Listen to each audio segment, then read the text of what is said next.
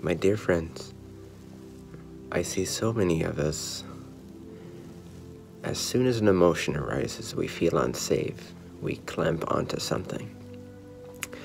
It's like an instinctual response that as soon as we have an emotion, we automatically associate it with not being safe. And then we run into a host of tactics to try to get rid of the emotion, to try to avoid it, to try to not feel it, to try to manipulate the world around us so we don't have to feel it again. And all these tactics come from fear. All these tactics come from an uninvestigated, an unpaused mind, meaning a mind that's not able to pause, that's not able to stop, to slow down long enough to appreciate the emotional energy for what it is. And what I think you'll find as you begin to slow down, your strategies, your conceptualizations, your conclusions, your projections, your thoughts about the world, your thoughts about the emotions, and your thoughts about the people that seemed to trigger the emotions. And when you slow all this down, I betcha you will already instantly, immediately begin to experience a deeper sense of peace and gratitude and confidence in yourself and stability. You will begin to tap into this infinite resource of well-being that's always available right underneath the surface of your own thoughts. And the way to do this is not to run away from emotions, is not to run into conclusions and strategies. Neither is it to judge other people or to blame other people for your emotions. The only reason why we're so distorted with each other in our civilization today, why we throw and spew out so much hatred to each other, even when we don't think it's hatred, even when we think it's ordinary or it's normal or it's to be expected. This anger, this negativity that we harbor, that we harvest, that we continue, that we perpetuate, that we enhance, it doesn't have to be here. It does not have to be a part of our civilization.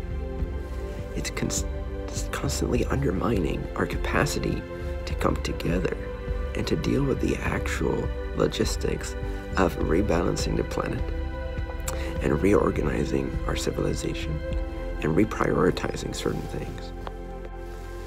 So I encourage all of you today, because change does truly, cliche as it sounds, begin with all of us right here, right now in the heart. Point that finger to yourself.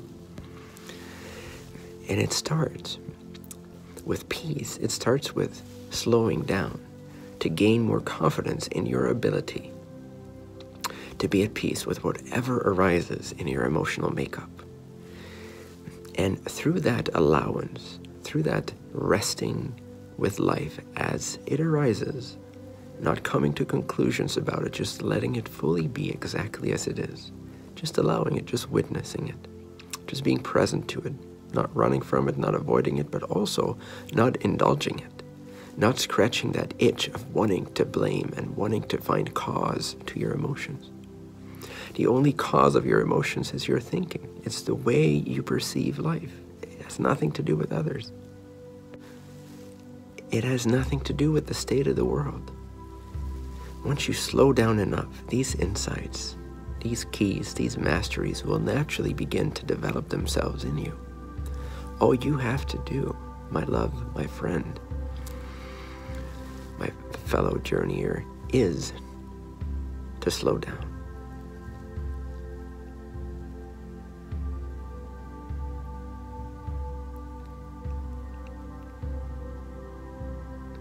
And instantly, as if magic comes into play, there's a peace that comes over you, a confidence that transcends the personal identity, a sense of connectedness to something that you instinctively remember is so profound that if you were to fully let go into it, it would literally blow your mind. And just to rest with that awareness for a few seconds, or as long as is comfortable for you, to allow the emotional energy to relax, to be accepted, to be healed, to be seen for what it is, to be embraced.